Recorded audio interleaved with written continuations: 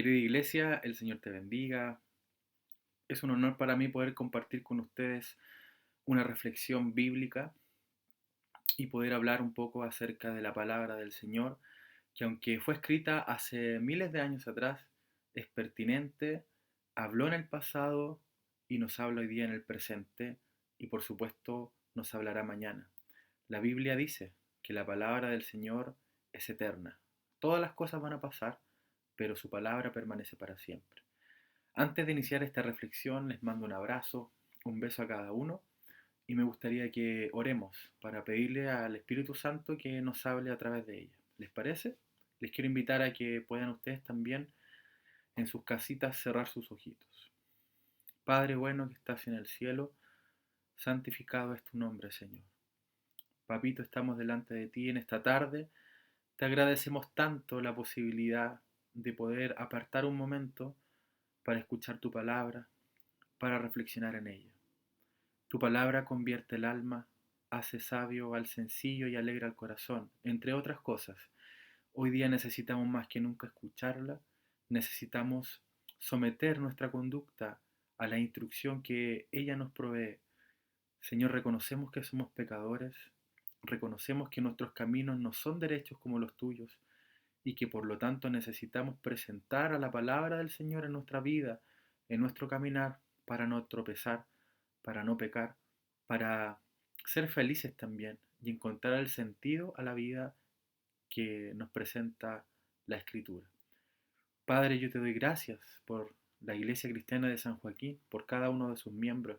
Te agradezco, Señor, el corazón que has puesto en ellos, el servicio a tu nombre, a la Iglesia, y te doy gracias por este sentido de cuerpo que hay en medio de nosotros, que a pesar de la distancia, a pesar del coronavirus, a pesar de que no nos hemos podido congregar físicamente, estamos juntos, somos hermanos y nos queremos. Y yo te doy las gracias, Señor, por cada uno de ellos. Yo te pido una bendición.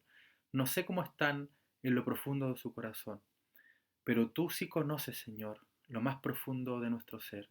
Tu palabra bien nos dice que conoces desde lejos nuestros pensamientos, conoces nuestro andar, nuestro reposo, nuestro levantarnos, nuestro acostarnos, todo de nosotros es como un libro abierto delante de ti.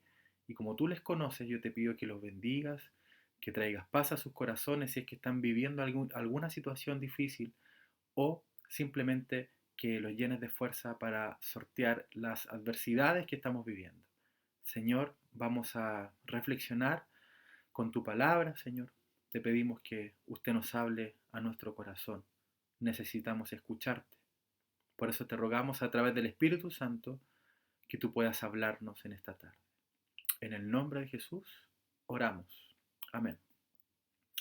Ok, mis hermanos y hermanas, los quiero invitar a buscar en sus Biblias el libro o la carta de Efesios. Efesios capítulo 4, versos 26 y 27. Si no lo encuentran ahora, pueden después eh, ir a buscarlo, ¿sí? Pero yo les voy a leer el texto bíblico. La Biblia dice lo siguiente. Efesios capítulo 4, versos 26 y 27. Airaos, pero no pequéis. No se ponga el sol sobre vuestro enojo, ni deis lugar al diablo. Déjenme también leerles otra versión que nos permite clarificar este verso. La versión NBI. Si se enojan, no pequen. No permitan que el enojo les dure hasta la puesta del sol, ni den cabida al diablo. Y finalmente, déjenme también presentarles la versión Nueva Traducción Viviente que dice así. Además, no pequen al dejar que el enojo los controle. No permitan que el sol se ponga mientras siguen enojados, porque el enojo da lugar al diablo. Amén. Esta es la palabra del Señor. Lo primero que hay que decir es que enojarse o sentir rabia no es pecado. Y lo repito, el enojarse o el airarse y sentir rabia no es pecado. Estas son emociones. El enojo, la ira es una emoción y son parte de nuestro repertorio conductual como seres humanos. Es decir, todos los seres humanos experimentamos estas emociones. Las emociones son cambios internos, pasajeros o de corta duración que se producen como respuesta a los estímulos ambientales. Los estímulos de nuestro entorno entonces pueden provocar estos cambios de corta duración en nosotros. También es importante saber que las emociones no son ni buenas ni malas, como muchos podemos creer. Algunos podemos pensar que enojarse es malo y estar alegre es bueno, pero no es así. No podemos valorizarlas de esa forma. Lo que pasa es que algunas emociones son más placenteras que otras nos generan más incomodidad o displacer, pero no son ni buenas ni malas. Por ejemplo, sentir alegría se vivencia como una emoción más placentera, con mayor comodidad, a diferencia del miedo, que es otra emoción, pero que puede ser quizás un poco más displacentera. Pero el miedo es tan importante como la alegría, porque gracias al miedo nosotros, por ejemplo, nos defendemos y nos cuidamos de amenazas externas. Ejemplo, vemos el tema del coronavirus, nos protegemos, usamos mascarillas, mantenemos la distancia social gracias al miedo, porque el miedo nos permite protegernos, permite que nosotros salvaguardemos nuestra integridad. Por lo tanto, es importante también el miedo. En definitiva, las emociones son parte de nosotros y gracias a ellas podemos percibir la vida con intensidad, con color, con vivacidad. Una vida sin emociones sería como vivir en blanco y negro, como comer algo insípido, sin sabor, sin gusto a nada. Sería como vivir una vida sin vida. Ahora bien, ¿el detalle dónde está? El detalle está en cómo administramos nuestras emociones y por eso les he traído este pasaje bíblico que considero es tan pertinente para nuestra realidad. Justamente ahora que estamos encerrados, lo cual nos afecta enormemente y nos predispone emocionalmente, es importante aprender a gestionar lo que sentimos. Estar, de hecho, mucho tiempo juntos en espacios reducidos hará que nos sintamos más irritables. ¿Te ha pasado? ¿Te está pasando? Quizás sí. También es posible que experimentemos otras emociones displacenteras por causa de no poder hacer lo que queremos. Todos estamos limitados. Hay personas muy activas, con mucha energía, que les encanta salir y hacer muchas actividades durante el día, pero hoy día se sienten prisioneras o prisioneros. Otros están tristes, están con un ánimo más caído, deprimidos, porque extrañan a alguien, quizás a un nieto, una nieta, un hijo, hija, etcétera, a una persona querida, y por lo tanto se sienten más tristes en este periodo. En definitiva, ya sea por frustración, por rabia, por tristeza, es muy probable que tendamos hoy día a reaccionar de una manera más agresiva frente a cualquier evento que pudiéramos considerarlo como negativo. Por todo lo anterior, es tan importante como una medida de autocuidado tener un espacio personal, a pesar de que estemos todos juntos, un momento para estar a solas, para calmarnos, para reflexionar acerca de lo que nos sucede. De hecho, el simple hecho de reconocer que nos sentimos frustrados, que nos sentimos molestos por el encierro, nos hará estar más conscientes a la hora de reaccionar frente a los demás y nos permitirá gestionar de mejor manera nuestras emociones.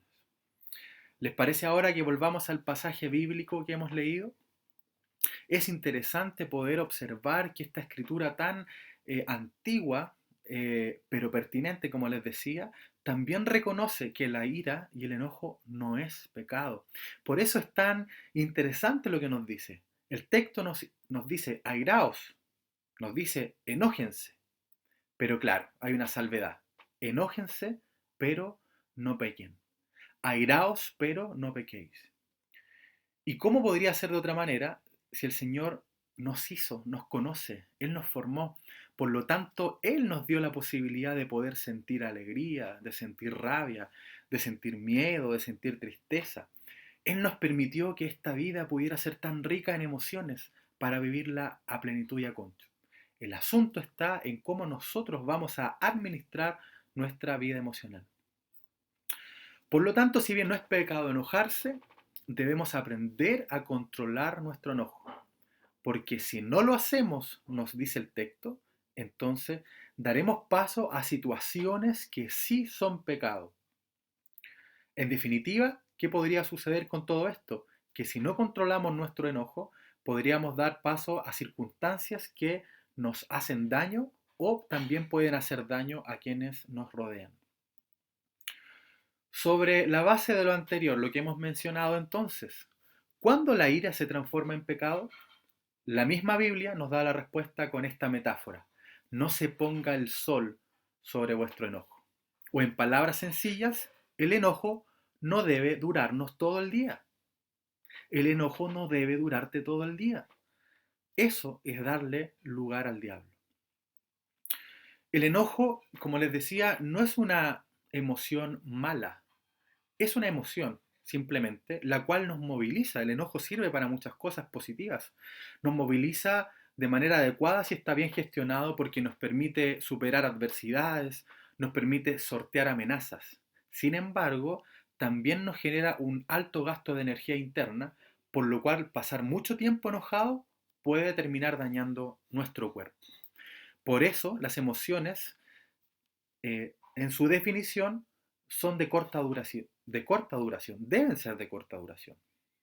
De hecho, hay mucha evidencia científica que demuestra los efectos que tienen ciertas emociones displacenteras en nuestro cuerpo. Y en algunos casos hay estudios que vinculan estas emociones displacenteras con enfermedades crónicas o incluso el cáncer. Sin embargo, quiero centrarme en nuestra afectividad y decirles que si no dejamos que la rabia se nos pase, si no la controlamos, esta emoción terminará enquistándose en nosotros, permaneciendo mucho tiempo y acabará instalándose en nuestra conducta, en nuestra afectividad, como un sentimiento de rencor, como una raíz de amargura que no nos permitirá vivir felices. Eso también es dar lugar al diablo. Ahora que déjame preguntarte algo. ¿Estás enojado? ¿Estás enojada con alguien? ¿En este momento estás viviendo una situación de distancia con algún ser querido? Es fácil discutir y echarle la culpa o la responsabilidad a los demás. Nos caracterizamos por eso. Tendemos a maximizar los errores de los demás y a minimizar los nuestros. Pero sabes, el Señor nos manda a enojarnos y a desenojarnos rápidamente. Lamentablemente hay relaciones que se mantienen cortadas por muchos años, por la falta de perdón, por el orgullo que comienza a endurecer nuestros corazones, sobre todo cuando no perdonamos. Eso también es darle paso al diablo. Y para ti, que quizás estás viviendo algo similar, que no estás perdonando, sería muy bueno que te preguntes, ¿qué responsabilidad tengo yo en la conducta de mi hermano y de mi hermana? Tendemos a responsabilizar mucho a los demás, pero a poco observar las cosas que nosotros hacemos. Somos implacables con el resto, pero olvidamos que nosotros hacemos las mismas cosas y de pronto somos hipócritas. Hermanos y hermanas, hoy no es tiempo para vivir enojados. La vida es tan corta y créeme que no vale la pena para malgastarla en odio y rencor. ¿Por qué no recordamos, por ejemplo, cuando a Jesús le preguntaron, ¿cuántas veces debo perdonar a mi hermano? ¿Cuántas veces debo perdonar a mi hermana? ¿Cuántas veces debo perdonar a mi padre? ¿Veces debo perdonar a mi madre? ¿Cuántas veces debo perdonar a mi hijo o a mi hija? ¿Cuántas veces debo perdonar a mi prójimo, a mi vecino, a mi vecina? Y Jesús responde 70 veces 7, queriendo decir siempre. Siempre debemos vivir perdonándonos, porque no existe un ser humano que no cometa errores y que no ofenda a los demás. Si no perdonamos, estamos pecando, estamos dando lugar al diablo. Y la invitación en esta tarde es que tomemos control y gestionemos nuestras emociones.